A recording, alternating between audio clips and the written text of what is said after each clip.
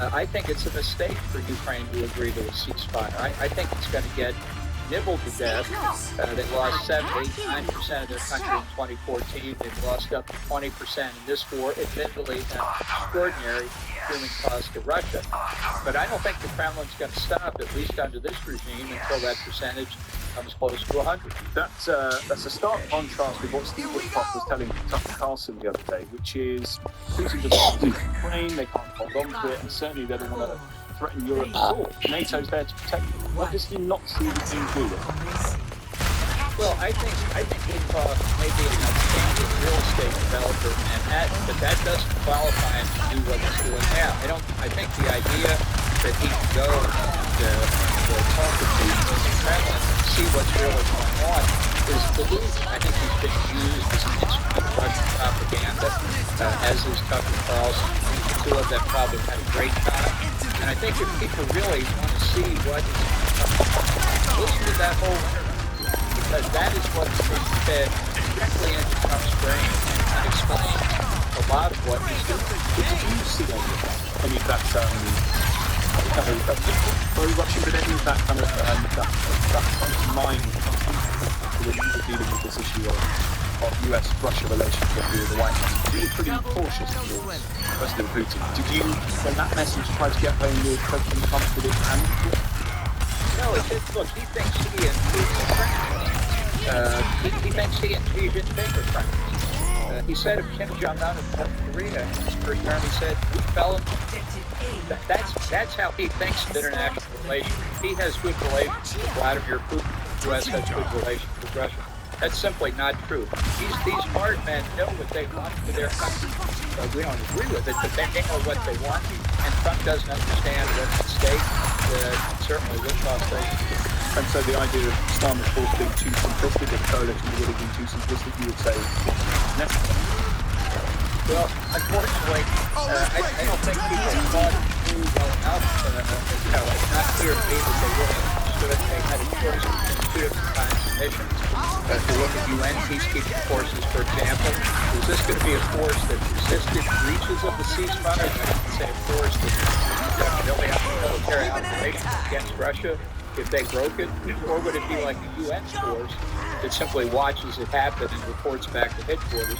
And it seems like they're not going to make that choice because now they're not going to put troops on the ground.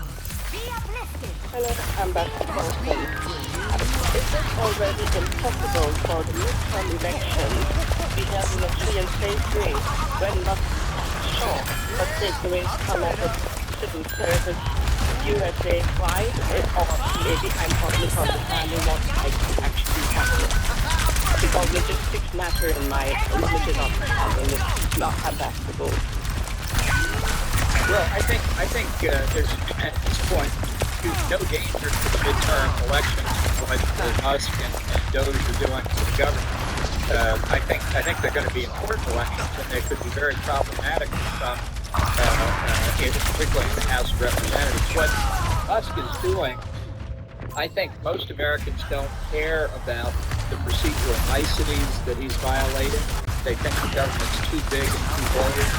By and large, I think it's better to try to fix the problem rather than destroy the agencies that are causing the problem, like the Agency for International Development, which alumnus like Radio Free Europe, Radio Liberty, Voice of America, which have got it. I wouldn't have done it that way for sure, but I don't think that's going to cause Trump a problem politically. Do you think Elon Musk is doing a good job? Do you respect him, like him? Look, I think he doesn't understand the federal government, and I think the real point about trying to cut the federal government budget is something Trump has ruled out. Our budget this year is about $6.8 trillion, of which $3 trillion the so-called entitlement program, Social Security, Medicare, and Medicaid. You're not going to make a huge dent in the budget deficit, let alone in the debt, until you get serious about reforming those programs. They currently say that their friends, us, but given Trump's tendency to blow up relationships, how long do you think Elon Musk will last? Actually, I don't think this romance is going to go on too much longer. There was an interesting scene at the end of last week when Musk went over to the Pentagon, at least according to the New York Times, to get a briefing on the China war plan. Incredible outfit. true. But Trump came out after the meeting very strongly and said we should cede the fourth land. Us may have conflicts of interest because of this business time. That was an interesting shot across the bow. Let me ask you this question from Zach. Can the ambassador finally reach out or confirm one way or the other whether Vladimir Putin has something on Russia, which Zach says in my mind is going to explain what he's studied, why things are the way they are. Is there that on the president? Well, I don't know of any. Honestly, I didn't see any. I was there 17 months in his first term. I am still to this day his longest serving national security advisor. If I had seen anything, I would have remembered it. I just recall to everybody what Vladimir Lenin once said about people in the West that actually help the communist cause out. He called them useful idiots. You don't actually have to be an agent, but you can be doing unwittingly what the communists want. I'd put Trump in that category. I'd put Whitfield in that category. Did you put Trump in that category where you were? Did you start to see this guy's response to things and things like Well, that certainly came to me over a period of time. When I took the job, a lot of people said I shouldn't have taken it. I thought that Trump, like every other president before him, would be disciplined by the gravity of his responsibilities, the weight of the decisions he had to make in the national security space. And I found wasn't disciplined by anything. He went to the whole Venezuela. I saw that. Remember that image, the 50,000 troops on the Colombian border? That was on. 5,000. 5,000. And that was Trump's suggestion. Actually, he was more hawkish on Venezuela than I was. I want to ask if you think President Trump is serious about U.S. control over the Gaza Strip after the Israel-Hamas war, or whether it's a negotiation tactic. And also I wanted to know what you think about the U.S. strikes in Yemen, and if the U.S. will really be able to defeat the Houthi terrorists. Well, I think on the Gaza Strip, as I said before, he's a real estate developer. He sees a stretch of coastline. He wants to put up a casino and some condos and some hotels. It's never going to happen. The United States is never going to take control of the Gaza Strip. All of that is just fantasy. In terms of Yemen, I really think the Biden administration made a mistake about destroying the Houthi capability to interdict shipping on the Suez Canal, Red Sea passage right after October 7th. Look, this has been freedom of the seas is a fundamental element of U.S. and UK foreign policy. I can wait until you're done with it. Before we were a country. The Houthis wouldn't be able to obstruct anything if the Iranians weren't giving them missiles and drones. So completely unrelated to Israel and everything else that's happening in the region. Breaking the Houthi effort to stop passage through the Bab el-Mandeb Strait, I think, should be a high priority. Benji, thoughts? Thank you very much for your answer. Do you think that because of the Houthis and the ongoing American strike, if after Trump's threat directly to Iran, and that's delayed between America or Israel going to Iran because of the action? No, I think dealing with the Houthis is separate, but I do think this is a moment for Israel, the United States, if they were thinking of going after the Iranian nuclear weapons program, this is the optimal time to do it. The regime in Iran has been greatly weakened by Israeli attacks on the terrorist groups like Hamas, Hezbollah, the Assad regime in Syria, is falling, a huge defeat for Iran. So I think the terrorist threat that has not been reduced is Iran's nuclear weapons program, which is a threat not simply to Israel, but to the U.S. and the whole world because of the danger of nuclear proliferation. And so Benjamin Netanyahu has for years said that that is the real threat and that he would threaten to strike Iranian nuclear facilities. Trump would go quick to be would either let him or encourage him or would America to respect that too? Well, I think the first time, Trump is certainly willing to let the Israelis do that, but Bibi wanted this American personally, and I would recommend providing it to make sure that the program never dies until it happens.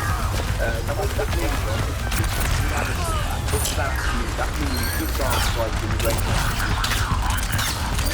Well, that's correct. It means against their enrichment facilities, their conversion facilities, their weapons-based activities, their ballistic missile program.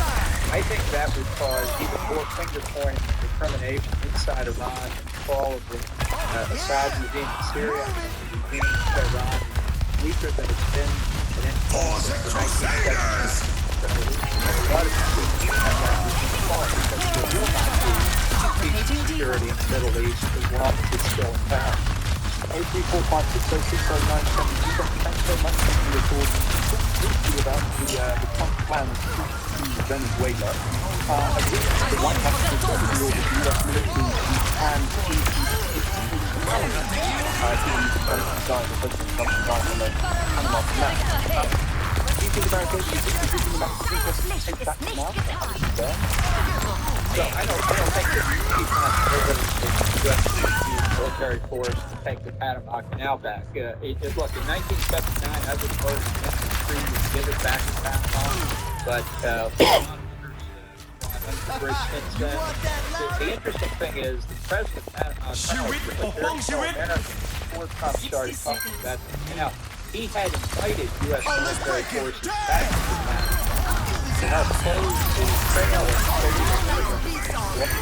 South America across Panama to get to the Rio Grande Mexican-U.S. border. So he was prepared to have U.S. troops come back, which would be, I think, very advantageous to the U.S. in any event, good for Panama too. So that may be what's at work here. I think it would be a plus for both countries to do it in free fashion. Here's James Saffron Baldwin in Essex. Hi, James. Canada doesn't want to be a 51 state, and Greenland doesn't want to belong to America. If they refuse, Trump invest militarily. So let's start with Greenland first. Right. Well, look, there are already American troops in Greenland, have been on and off since before Pearl Harbor. That's how long that goes back. And the U.S. has long had, I think, quite a legitimate concern about Greenland. Dating back to when Secretary of State William Seward threatened to buy Alaska from Russia in 1867, first tried to buy that. So this is right now a Trump idea that's been around for a long time. The interest we have is concern about Russia and China, or maybe Venezuela. I read the White House has reportedly ordered the U.S. military to plan to increase troops in Panama, given Mr. Trump's design, or President Trump's design on the Panama Canal. Do you think America is using America's interest to take that canal? No, I don't think there's any possibility that the U.S. is going to use military force to take the Panama Canal back.